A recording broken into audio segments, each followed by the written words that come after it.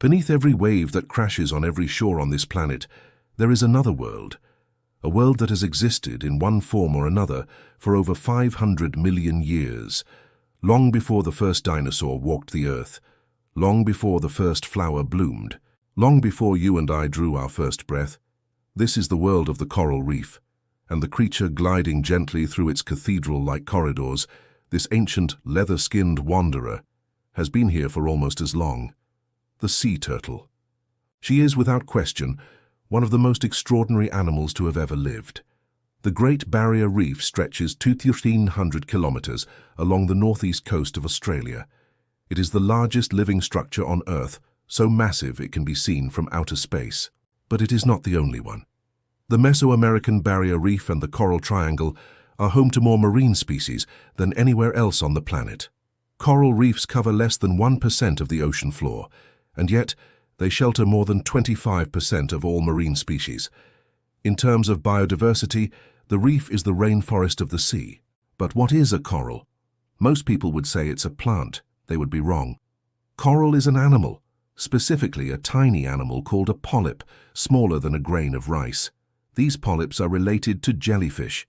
Each one secretes a hard calcium carbonate skeleton. Over thousands of years, colony upon colony build upon each other's bones, creating the brain-shaped structures we call a reef. Some sections of the Great Barrier Reef are over 20,000 years old. Our sea turtle, a female green turtle, was born on a beach in the Maldives 18 years ago. Tonight, she has found her way back to a reef she knows as well as her own heartbeat. She moves with an effortless grace. Her front flippers are more like wings than arms. She is, by every measure, a masterpiece of evolution. The reef is her grocery store, her shelter, her compass. As she grazes on seagrass, she performs a function. The reef cannot perform without her. She keeps the meadow healthy and oxygenated. Without sea turtles, seagrass meadows die. Let us pause here and simply look around. A moray eel coils, a seahorse grips a branch, a mantis shrimp sits motionless. A lionfish fans its spines, a school of sardines turns as one body. Hand-threading through all of this, with a kind of ancient serenity, the sea turtle drifts. The reef is bursting with life, and it is under threat. Since 1950, approximately 50% of the world's coral reefs have been lost. Rising temperatures cause coral bleaching, turning them ghostly white. But not all hope is lost. In marine protected areas, recovery is happening. Corals are coming back, fish are returning, and sea turtles, patient, ancient, unhurried, are still gliding through these restored corridors. Life, it turns out, is remarkably resilient, if we give it a chance. In the deep water beyond the reef, the scale of life changes entirely. On the reef, everything is intimate, compressed, detailed. You count centimeters. Out here, you count kilometers. This is the domain of the giants. The blue whale, Balænoptera musculus, the largest animal to have ever lived on this planet, larger than any dinosaur. An adult blue whale can grow to 33 meters in length and weigh up to 200 metric tons. Its heart, a single organ, is roughly the size of a small car. Its heartbeat can be heard from 2,000 kilometers away. A newborn blue whale calf is already 8 meters long and gains up to 90 kilograms per day on its mother's milk. Despite their immense size, blue whales feed almost exclusively on krill, tiny shrimp-like crustaceans about 5 centimeters long. The feeding lunge, a single accelerating rush taking in water equivalent to its own body weight, is a staggering feat. If the blue whale is the ocean's great mammal, the whale shark is its great fish. The largest fish in the sea, it can reach 12 meters in length, about the size of a city bus, and weigh over 20 tons. The largest creatures in the ocean are not predators in any conventional sense. They are not hunters. They are harvesters. Sea turtles and whale sharks have coexisted for millions of years. They are not competitors. They simply share the ocean. But not all of the ocean's giants are gentle. The sperm whale is the largest toothed predator on Earth. It can dive deeper than 2 kilometers into total darkness, holding its breath for up to 90 minutes. In the pressures that would crush a submarine, it hunts the giant squid, an animal that itself can reach 13 meters. The squid's suckers leave circular scars across the whale's skin, evidence of a fight that no human has ever witnessed. Sperm whales communicate in patterns of clicks called codas, distinct dialects passed down through generations, a form of culture. Not all giants announce themselves with a breach. Some glide silently just beneath the surface. The oceanic manta ray, with a wingspan of up to 7 meters, it truly flies through water. Dozens of mantas creating spiraling patterns of living light on a black ocean. It defies easy description. Manta rays are highly intelligent. They have been observed appearing to recognize themselves in mirrors, a test of self-awareness. And like sea turtles, they are vulnerable. Both oceanic and reef manta rays are listed as endangered. We are only beginning to understand how extraordinary they are, and we may not have much time.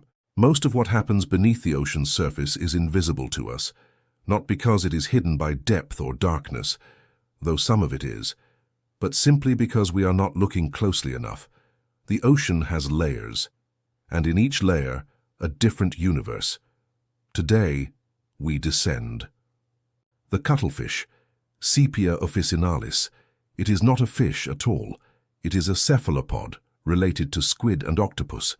It has 3 hearts, blue-green blood, copper-based rather than iron-based, and a brain so large relative to its body. It holds the record for the highest brain-to-body ratio among invertebrates, but what sets it apart is what its skin can do.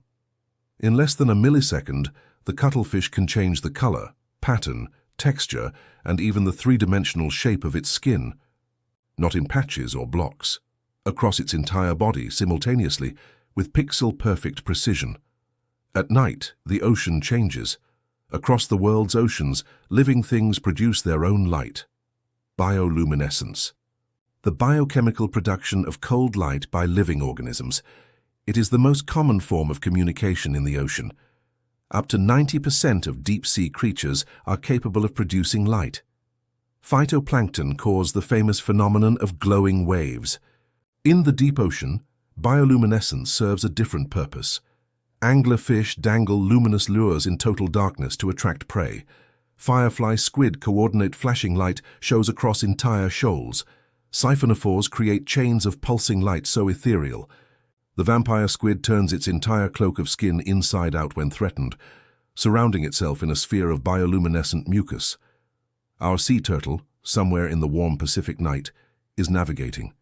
She has no GPS, no map, no visible landmarks, and yet she knows exactly where she is. The answer lies in the ability to detect the Earth's magnetic field. Sea turtles possess magnetite crystals embedded in cells near their brain, acting like a compass needle. She also hears in ways we cannot. Her entire skull acts as a resonating chamber, transmitting low-frequency vibrations through bone. She smells the ocean in layers. Saltwater chemistry shifts near coastal currents and river mouths.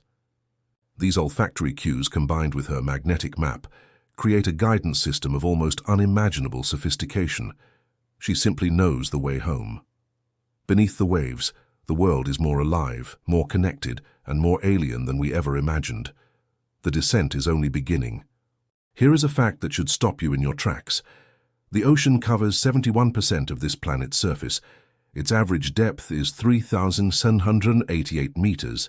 Its maximum depth, the Challenger Deep in the Mariana Trench, is 11,034 meters. The pressure there is over 1,000 times greater than at sea level.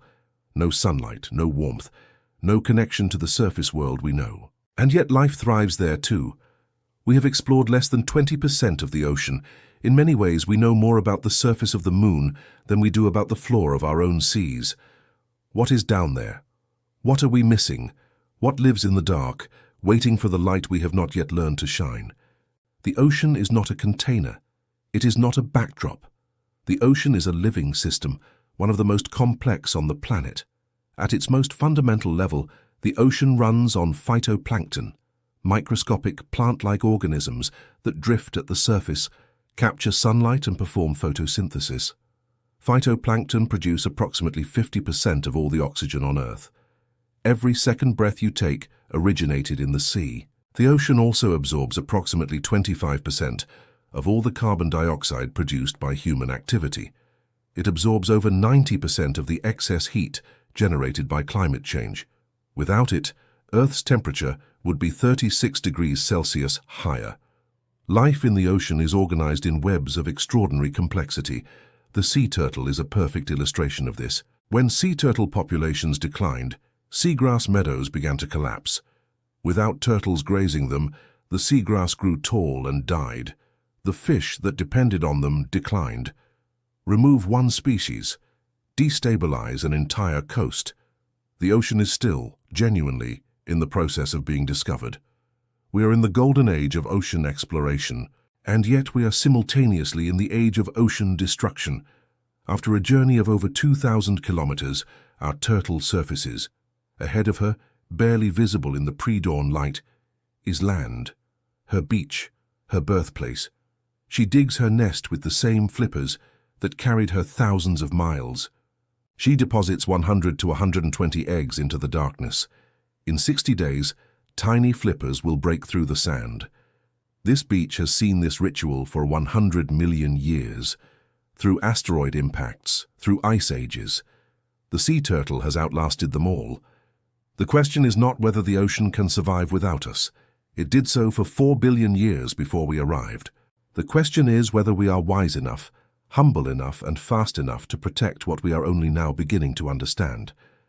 The sea turtle does not ask these questions. She simply swims.